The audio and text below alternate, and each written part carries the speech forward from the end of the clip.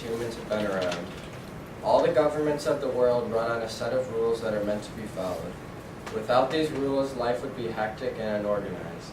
A school dress code is no different and is a rule that should be followed to make schools a better learning environment. A dress code provides order that is much needed, especially in schools. A school is a place where students come to learn skills that will help them later in life and should be treated that way. By having a dress code, students will be in an environment that is much easier to learn in. If students came to school with inappropriate clothing on, it would be distractive or offensive to others. This makes learning more difficult and could cause others at the school to feel uncomfortable. Most businesses and labor providers implement dress codes to create a professional workplace. Although school is not a job, it still should be treated professionally, and a dress code is the first step towards making that happen. Even though schools should not be strict places with no freedom for its students, there still needs to be certain rules to make sure that schools are orderly and appropriate. Having no dress code would certainly cause chaos throughout schools. The more inappropriate and distracting clothing there is, the less amount of work that gets done. This is why a dress code is vital to keeping schools professional and effective. Nobody likes high school. During this time, my peers and I transferred to adulthood while in an environment of judgment and confusion. In high school, it's difficult to be yourself. What we wear is an artistic outlet kids can use to express themselves. The freedom to express oneself should never be taken away. However, high schoolers also have short attention spans. We are not mature. We get distracted very easily. Implementing an androgynous dress code is a harmless action that will prevent awkward stares and create an environment of professionalism. This is not about sexism. This is not about stripping identity. This is about making everyone in their learning environment as comfortable as possible. Implementing dress codes into public schools is a reasonable action that should be taking place. 2 minutes, 12 seconds. Khan.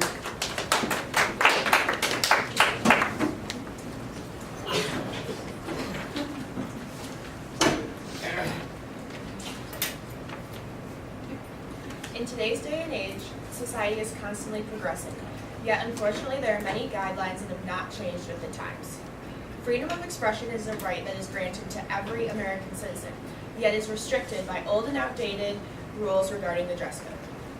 Many students are affected every day by the dress codes that are implemented in their schools. The dress code takes away from one's ability to learn because they may be told to change or go home, which results in them missing out on educational opportunities. The dress code is also very one-sided and sexist, as many of the rules within the dress code directly target females, especially those who are more developed. Although two people may be wearing the same piece of clothing, the more developed girl may be reprimanded because it looks different on her and is considered distracting. The dress code also is used to single out students that may be considered troublemakers. The dress code allows for people to judge one solely based on their appearance and not by the person they actually are. The dress code creates an unfair division between students when administrators should be working to create a more inclusive environment. 1 minute, 5 seconds. Point 1 pro.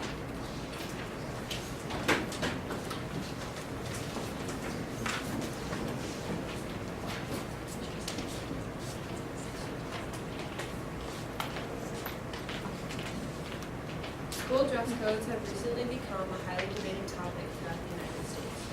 Many people are divided on the benefits of school dress codes and whether they truly impact students. However, with schools searching for a better way to maintain control, dress codes are the smallest and easiest way to avoid distractions. Maintaining a dress code is necessary to avoid distractions for students so they can concentrate on their studies. The main purpose of going to school is for cognitive development as well as obtaining knowledge.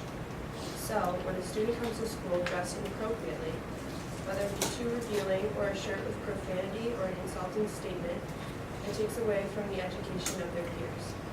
Some people can be highly offended by clothing that disregard values and religious beliefs, eventually resulting in a distraction from their education.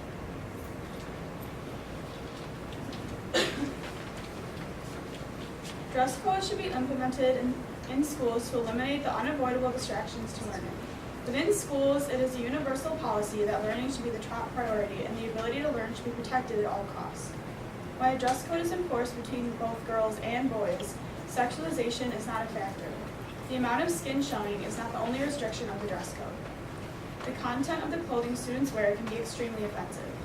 Any item of clothing that includes drugs, alcohol, violence, cursing, or political statements introduces a pressing distraction that could be eliminated by installing a dress code. The majority of disciplinary actions is aimed at these offensive and insulting displays.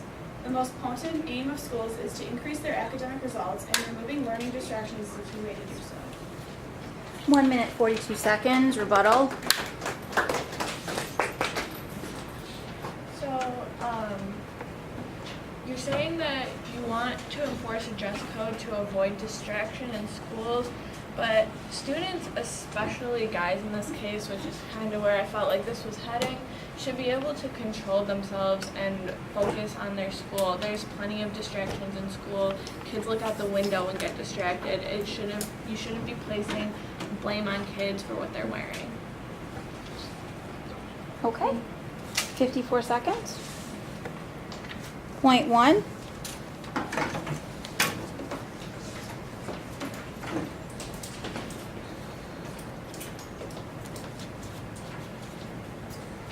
The First Amendment of our Constitution guarantees every human to the freedom of expression. In a democratic society as our own, with the most abundant rights and freedoms, applying and enforcing a strict dress code in every school is limiting to us as Americans and our rights. Verified by Source 1, dress codes do not allow freedom of expression, and we cannot allow these rights to be taken away in schools. Students are the most likely to be judged or grouped with others like themselves, and one of the most efficient and effective ways of expressing one's character and personality is through what someone wears.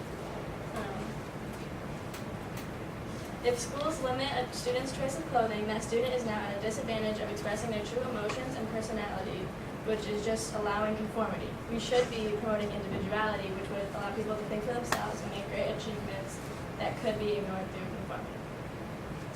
The Constitution guarantees that all individuals have the right to free expression. By implementing a dress code in our school, this right is restricted. The Supreme Court ruled in 1970 that students should not have to conform to conventional standards of appearance. An existing dress code will violate this decision because it forces students to change what they are wearing if it violates the dress code. A student should be allowed to express themselves however they choose, and they are protected to do so under the First Amendment. A dress code does not allow students to express themselves without facing the risk of being forced to change or leave school. If a student is forced to leave school, then they will spend less time in the classroom and will not receive an equal education opportunity. The dress code takes away students' rights as Americans and is unfair. High schools should not have dress codes because they violate freedom of expression and negatively impact the education experience. 1 minute, 48 seconds. Rebuttal. So, the rights and freedoms you reference, like, they were in document 200 years ago. Obviously, times have changed. We have to have limitations on these rights. That's just because of how our displays of our rights affect others. Like, for example, in the case of the United States versus the New York Times, they chose to limit the New York Times' right to print whatever they like because it was a danger to the people around them. Also, you can promote individuality through thought, which is much more powerful than through expression and clothing. And by streamlining the individuality of thought, by removing the worry of dressing a certain way or fitting like social norms, you can help increase that rather than individuality through clothing. Also, a dress code isn't going to just completely strip away any sort of artistic expression from clothing.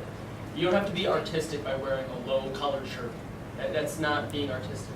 And the First Amendment has limits, right? You know, like, it's freedom of speech, but how far can you have freedom of speech before, you get arrested for, threatening someone? There's a limit to freedom of religion, freedom of expression, and, freedom of press, etc.